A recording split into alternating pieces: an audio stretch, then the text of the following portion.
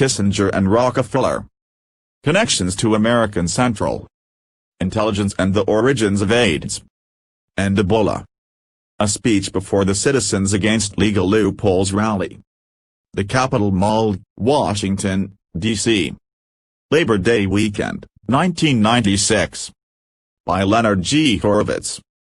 President, Tetrahedron Incorporated, a non-profit educational corporation. Dear friends and patriots. My name is Dr. Len Horowitz, and some time ago, probably like many of you, I considered myself a lifelong liberal Democrat. Fortunately, or unfortunately, that part of me died when I realized the forces behind so-called liberal democracy were the flip side of the same corrupt coin as the Republican political establishment, that is, I opened my eyes to witness a shadow government of military medical industrial dictators. The naive person I was had a stroke, keeled over, and praise the Lord, died. And I didn't need to call Dr. Jack Kevorkian in to let it rest in peace. What brought me to this realization and this meeting today is a unique story. 6 years ago, most of you can recall the highly publicized case of the Florida dentist who infected his patients with AIDS. The case of the beautiful teenager, Kimberly Burgess, who died shortly after testifying before Congress in a wheelchair. At the time I was serving as the chief professional advisor to the largest dental and medical catalog supply company in the world.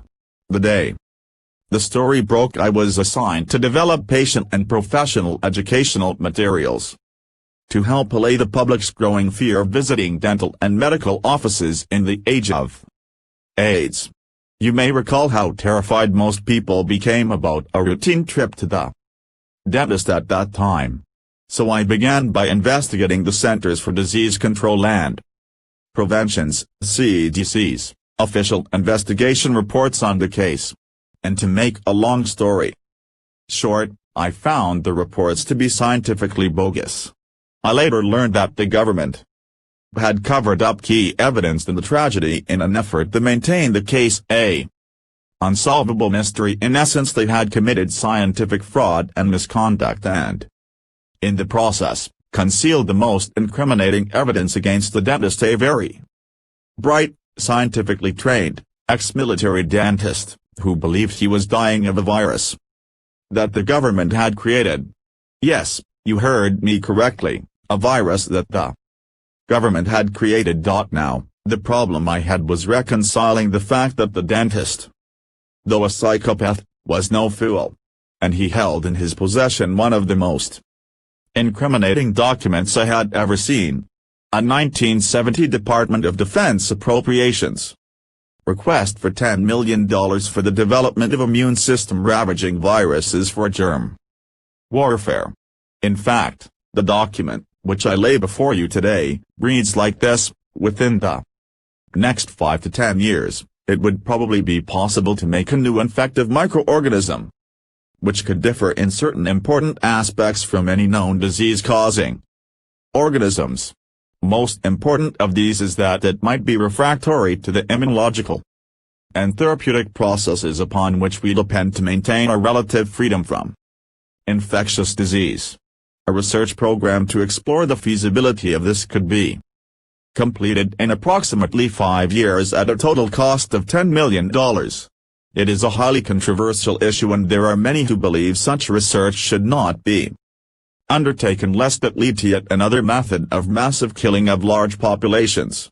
In fact, it was the National Academy of Sciences National Research Council, NASNRC, that had informed the Defense Department that this research was possible.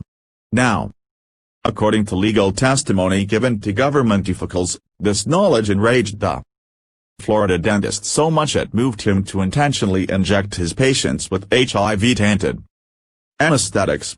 In essence, he did what all organized serial killers love to do: express a vendetta, like the mail bomber, play games with the authorities, trap them in a catch-22, whereby they'd be damned if they told the truth, and called him a serial killer, because the whole world would want to know motive, and every reporter would ultimately find out as I did, what drove him crazy and who he really hated and ultimately attacked.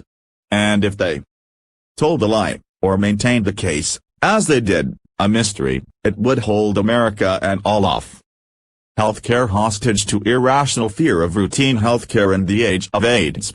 Now all of this I documented in 3 published scientific reports in my last book, Deadly Innocence, the Kimberly Burgess case solving the greatest murder mystery in the history of American medicine. I present these publications and documents here for your critical examination.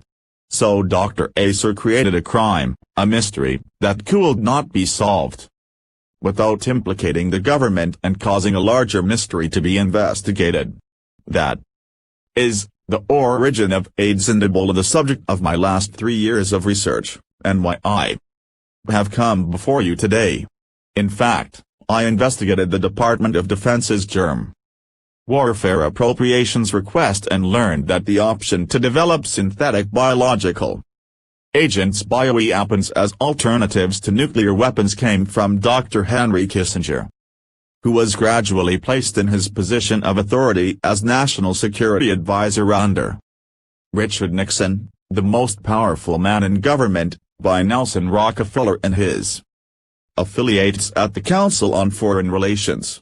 Moreover, I traced where the money went. It went, in fact, to a firm called Litton Bionetics, a subsidiary of the mega-military contractor Litton Industries, whose president, Roy Ashe, was being considered as an alternate to Henry Kissinger for the National Security Advisor post. Instead, Roy Ashe became Richard Nixon's chairman of the President's Advisory Council on Executive Organizations, and assistant to the President of the United States. And Litton Industries was given over $5 billion in military contracts during the first term of the Nixon administration, $10 million of which went towards the development of AIDS-like viruses. A mere drop in the bucket. But before I tell you exactly what was done with your $10 million of taxpayer money, some background on Kissinger and Rockefeller's influence is in order. Among Henry Kissinger's most influential patrons as he worked his way up the ladder of success to become Nixon's deputy to the President for National Security, was Nelson Aldrich Rockefeller, the son of Standard Oil, that is Exxon, heir John D. Rockefeller, Jr. The Rockefeller family's involvement in the medical-industrial complex, health science research, and American politics is clearly important. Before World War II, major administration of medical research, or financing by federal agencies, had been generally opposed by America's scientific community. In fact, it was only during times of war that organizations like the NAS or the NRC received major funding. Both the NAS, established during the Civil War, and the NRC, set up during the First World War, were largely ignored in times of peace. Between 1900 and 1940, private foundations and universities financed most medical research.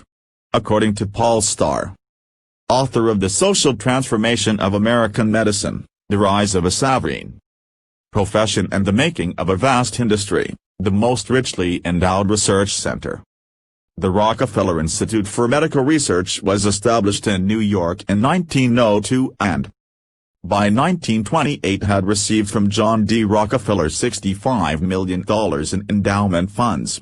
In contrast, as late as 1938, as little as $2.8 million in federal funding was budgeted for the INTRU.S. public health service. Therefore, it is easy to see that Rockefeller family investment in health science research predated, and far surpassed, even the federal governments. More than the New Deal, the Second World War created the greatest boom in federal government and private industry support for medical research. Prior to the war, American science and medicine was heavily influenced by German models. This Precedent was bolstered during the 1930s when the Nazis purged Jewish scientists from German universities and biological laboratories. These changes, according to Starr, significantly altered the course of American health science and medicine. Many of Germany's most brilliant Jewish researchers immigrated to the United States just as the movement burgeoned to privatize war-related biological and medical research. At this time, the Rockefeller-led medical-industrial complex was fully poised to influence, and take advantage of, Congress' first series of measures to promote cancer research and cancer control. In 1937, the new federal legislation authorized the establishment of the National Cancer Institute under the National Institutes of Health, and, for the first time, the Public Health Service to make grants to outside researchers.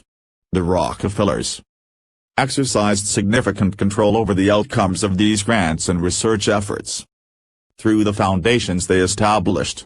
Following the war, Henry Kissinger, who had become General Alexander Bolling's German translator and principal assistant, Bolling, of course, was the godfather to the Joint Intelligence Objectives Agency that ran Project Paperclip, the secret exfiltration of approximately 2,000 high-level Nazis, about 900 of whom were military scientists and medical researchers, including Erich Traub, Hitler's top biological weapons developer and virus expert.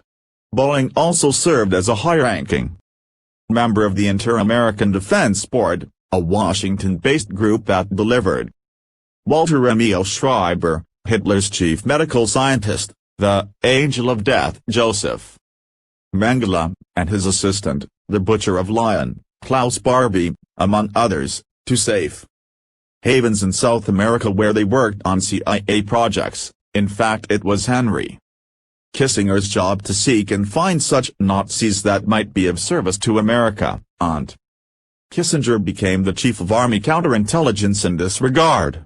He trained other agents to hunt down Nazis at the European Command Intelligence School in Oberammergau, not to be tried for war crimes necessarily, but rather to serve U.S. military rather than Russian interests. It was this operation that principally spirited the creation of the CIA as a cover agency for the powerful Gehlen-Org, the German intelligence agency run by Reinhard Gehlen, an organization whose power superseded even the Nazi SS because of its pre-war connections with German military intelligence. After Hitler, Gehlen served Alan Welsh Dulles, whose Operation Sunshine brought Nazis into the U.S. spy service. You may be interested to know who paid for the importation of Nazis into American Central Intelligence, the military, and industry. 3 groups. The first was the Sovereign Military Order of Malta, SMUM.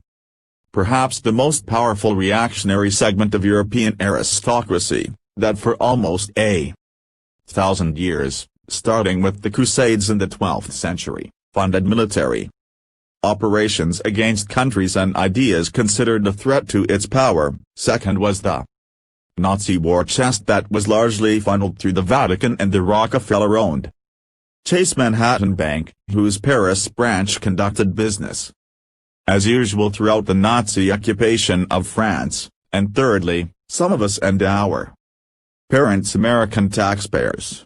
Moreover, during this period, the Council on Foreign Relations, along with the CIA, grew in power under the leadership of Nelson Rockefeller.